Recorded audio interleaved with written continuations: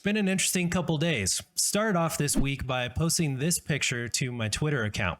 I have a lot of Tesla followers, and I thought it would be funny to show off something that you can do with Midjourney version 5. So I posted this picture of Elon Musk walking with the GM CEO Mary Barra. Little did I know this would get over 13.5 million views in the first few hours that it was up, and would actually garner a response from Elon Musk himself saying, also, I would never wear that outfit. On top of all that, I ended up on the homepage of MSN and the homepage of Snopes talking about the deepfake images and some of the things that AI is capable of doing with tools like Stable Diffusion and Midjourney. We're getting to a point where it's more and more difficult to tell the difference between a photo that's real and a photo that was generated using AI techniques. And I think that's something that more people should have experience with and be aware of. So last night I went into my Discord server and I set up a Stable Diffusion bot that on the back end is using InvokeAI to build images. This is very similar to how Midjourney works, in that you can come into the Discord server and simply add a prompt and generate an image. In the few hours that this has been live, people have already jumped in here and generated hundreds of images using their own prompts and coming up with different ideas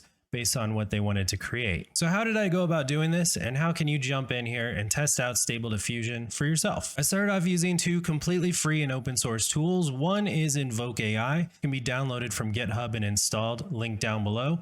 And also this Stable Diffusion Discord bot. Now, once you get this installed and set up, you should be able to run this on your own local machine just like this. The hardware requirements for something like this vary, but in general, you can start off with something with as little as 4 to 8 gigabytes of VRAM on a GPU, and then about 16 gigabytes of RAM on your main computer. In my case, I'm running an AMD system with 64 gigabytes of RAM and an RTX 3090 video card from NVIDIA that has 24 gigabytes of VRAM, so it's plenty powerful enough for me to share with some of you all. Let me know in the comments if you'd like a detailed overview of how to get this all set up on your own Discord server, just in case you'd like to do that. Otherwise, feel free to join mine and check it out. If you've ever used Midjourney before, you're going to be somewhat familiar with how this works. You're going to come over to my art prompts channel, and instead of typing /imagine, you're going to type /dream. Here you can enter in a prompt, and you can also set a number of different settings, including things like the width, which we'll leave at the default 512,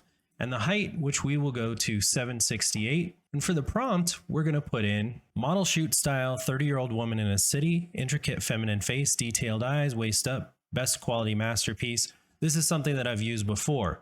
One of the things worth noting is the default model that this uses is called Stably Diffused Wild. Model shoot style is a prompt trigger that lets us know that it needs to do a very high quality rendering of a human face. Once we're done, we'll go ahead and hit enter, and we should get back an image in just a few seconds. And here's the image that the model returned. You can see you can just right click and save this if you wanted to, and it's really high quality, highly detailed. Now from here, you can come back in and you can tweak this. So you can either edit the prompt, which pulls up this dialog box where you can make some changes to the prompt that was used, or you can click on tweak. Tweak pulls open this entire dialog box down below and allows you to change a bunch of different options and settings that help determine how the image is created. So you could change the aspect ratio if you wanted to go square or landscape, for example. You can even change the model that this is rendered with. I have a bunch of predefined Stable Diffusion checkpoint models that I've loaded into the system, and you're free to use any of these that you want. I have Deliberate, Dreamlike, Photoreal,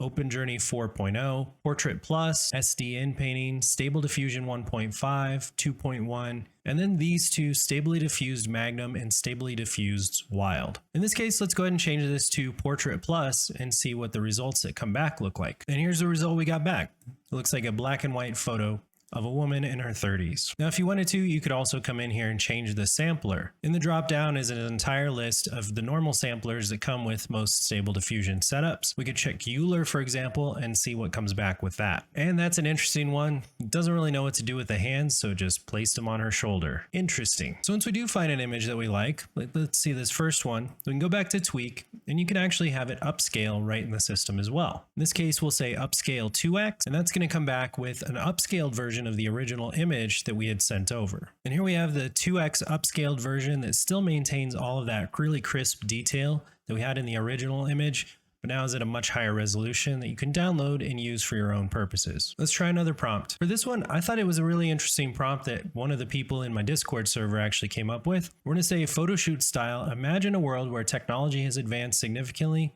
and humans have adapted to new ways of living. Let's drop that in and see what comes back. Interesting result.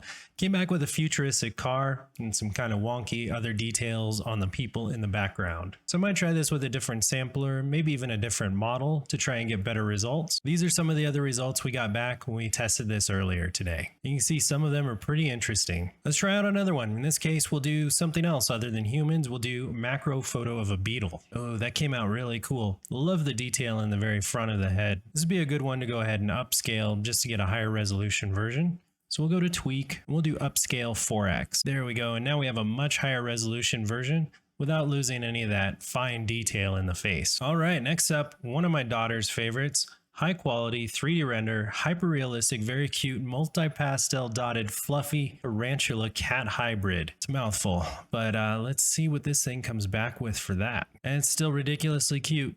I never get tired of this prompt, no matter what. All right, this can also do interior photography. So we'll go dream and we'll enter in a detailed prompt here. Editorial style photo, low angle, industrial, kitchen island with bar stools, rough rustic, textured metal fixtures, neutral, industrial, restoration industrial lighting, Los Angeles early morning, edgy, industrial. You can see it uses the word industrial quite a few times. That's just to boost that up in the prompt and the prevalence. And for this, I actually had ChatGPT write the prompt for me.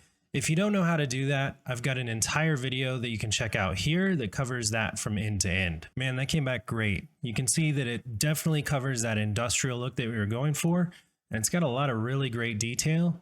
And upscale, this is pretty much photorealistic. These models that I have loaded also do well if you specify in very detailed fashion the type of camera and the lens that you want to use. So in this case, we're going to say beautiful tiny fairy tale house, glowing light in the night blue. The room is globally well illuminated and the photograph is taken with a Canon EOS 5D with a wide aperture lens set to f8 and ISO set to 400.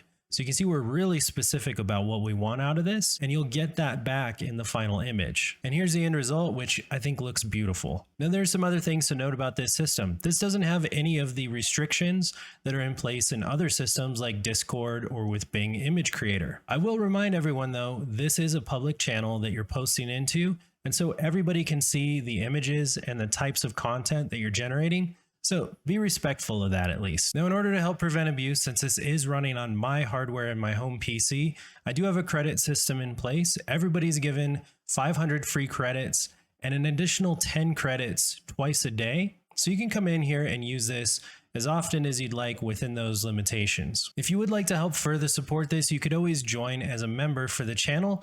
Maybe we can even get some awesome dedicated hardware for this and run this as a full-time service. I can't wait to see what you all create with this. As always, I'm Brian Lovett. This is All Your Tech AI. We'll catch you next time. See ya.